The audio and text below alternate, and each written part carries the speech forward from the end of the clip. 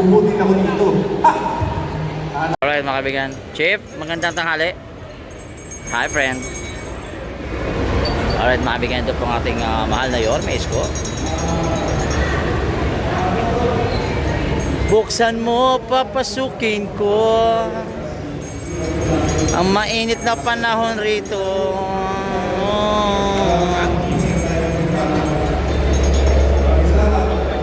Idol.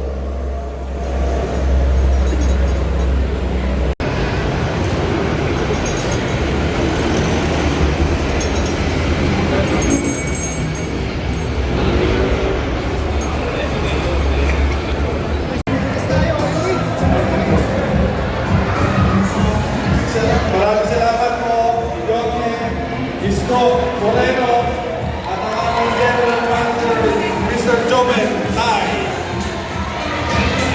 Thank you po. Nabigyan ito po ang ating mahal na Yorme.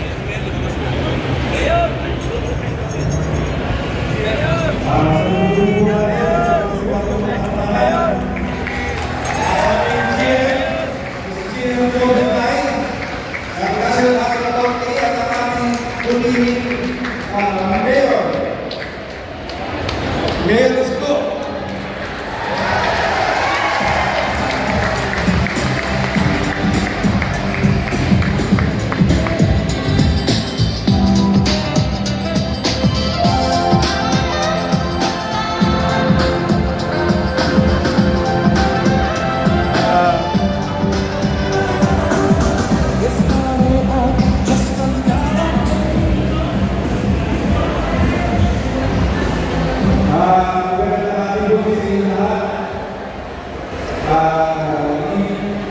Ipapayagan ko sa inyo si aming puting si GM Joven Tai ng National Housing Authority.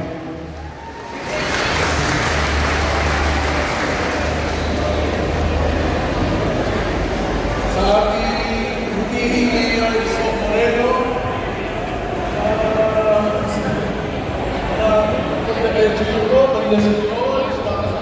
mula sa National Housing Authority. Of course, ang pinaka-importante po ngayong araw dito, ang ating mga beneficiaryo, magandang araw po sa inyong lahat. Ay gusto po sa nag-iiman ng ating mahal na Pangulong Ferdinand Marcos Jr. Narito po kami ngayon, makapagpunan kayo makabangon sa nakalipas na trahedya at nakarami Chris na inyong pong naranasan tulong ng isang kalawakang na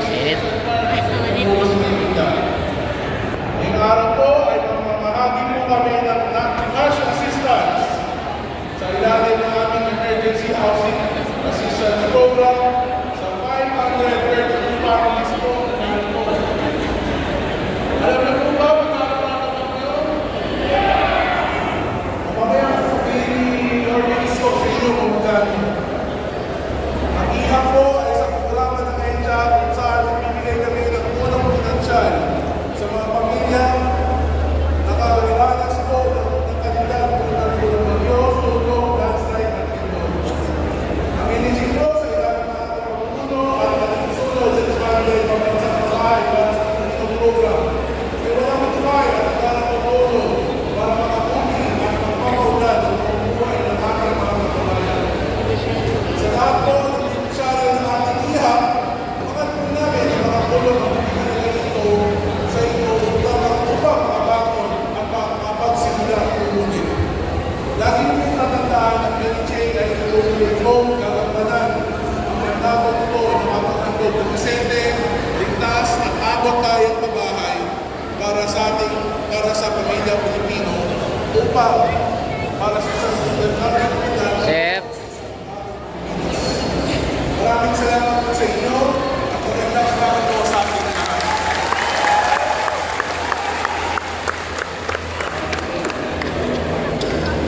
Maraming salamat po aming GM, si Sir Joven Tai.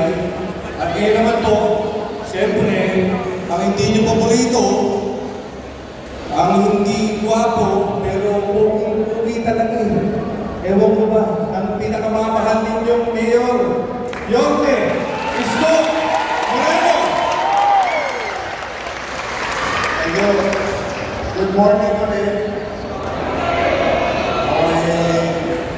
Totoo po yung sinabi ni General Manager ng NHA na talagang po kay Pangulong Bongbong Marcos yung sitwasyon ninyo.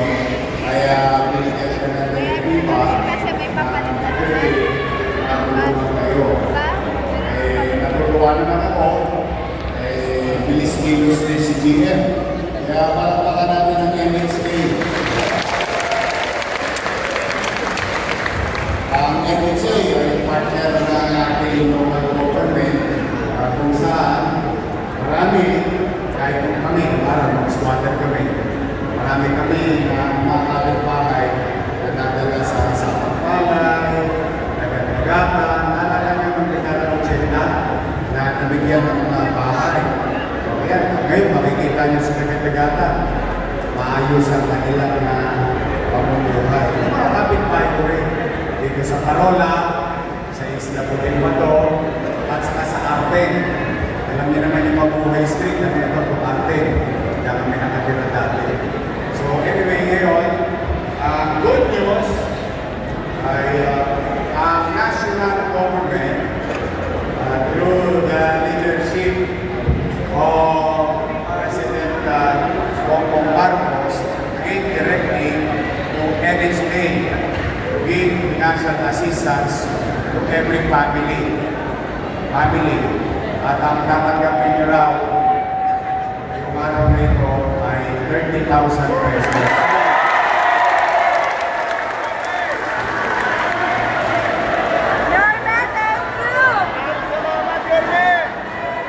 So 30 pesos po matatanggap.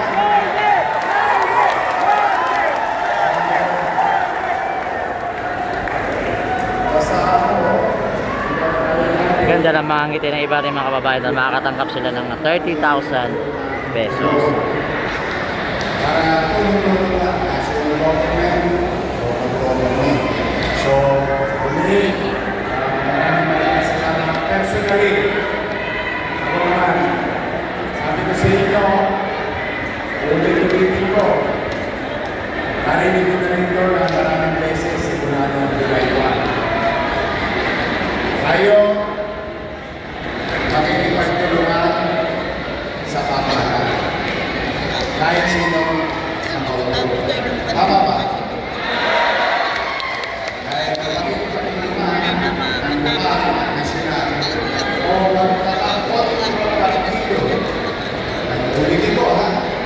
Kasi ninyo, magkakapot ng partido. Kapag nagkaisa, ang nakikinaman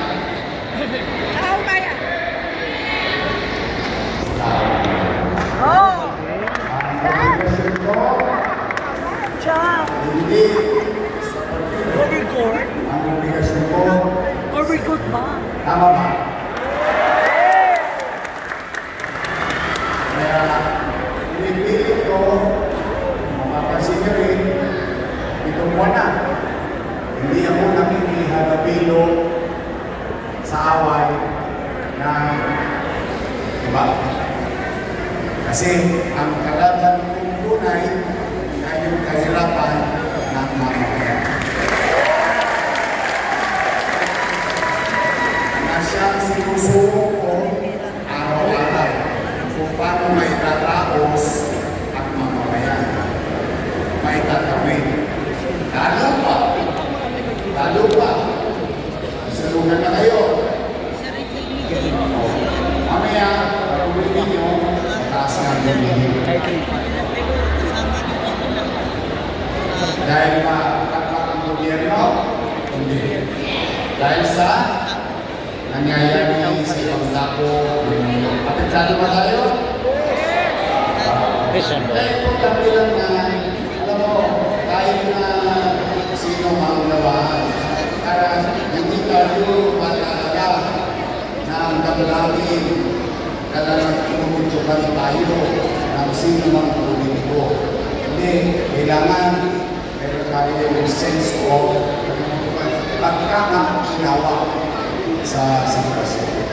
Kaya, nakakatawa, nagabi lamang, ay naghahanap ako ng paraan kung paano mapaaga yung mga bagay na pwedeng natin gawin sa o kahit paano mapawasan, maibsan yung kakarating ng tao sa hirap at bigat ng halaga ng magiging epekto ng sitwasyon ngayon patungkol sa pasahe, pagkain, gamot, kuryente, si Judy. Kilala niyo si Judy? Magkakakulatan na naman pag dumating si Judy at bumisita sa atin. Unless nasusunod yung mirado. Kami lumaraw, nasusunod ang mirado. Stockholder kami ng Maynilan. But Judy will visit us. Kaya natuwa naman ako kay General Manager Joe Entay to take time and help the people of the world. Kapag lang, kawan Diyos, basta lagi nyo isasaisip, ang gobyerno ng Maynila o ang gobyerno ng Zamboanga, hindi perfecto. Pero kung meron mga natin iuwi, pagdating yung araw, magigani rin kasama yung pamilya ninyo. Pero kayo na makalatagan, sa inyong isipan ng puso, may gobyerno sa lungsod namin.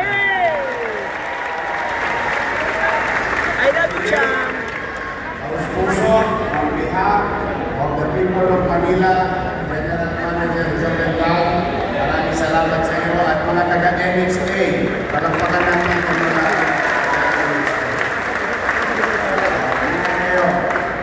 I love you.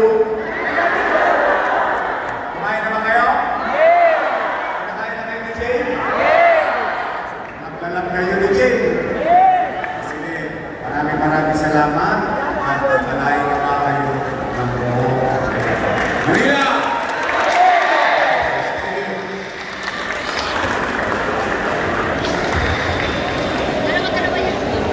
At ngayon naman po, susunod po natin yung ating ceremonial na pagbibigay po ng cash assistance. Ito po sa 10 pamilya na galing po sa inyong barangay. Pasok po.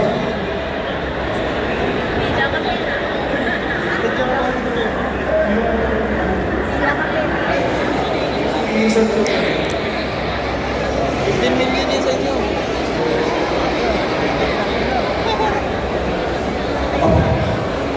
Sa kanila na po. Ito po yung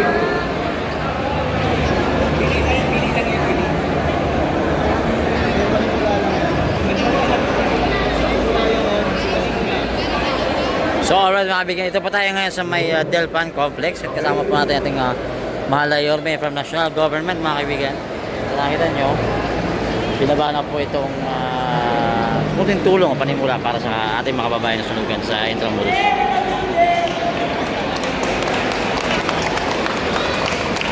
thank you po, thank you. So alright, yan po yung update natin today. Ingat po tayo. God first Manila. Ingat po.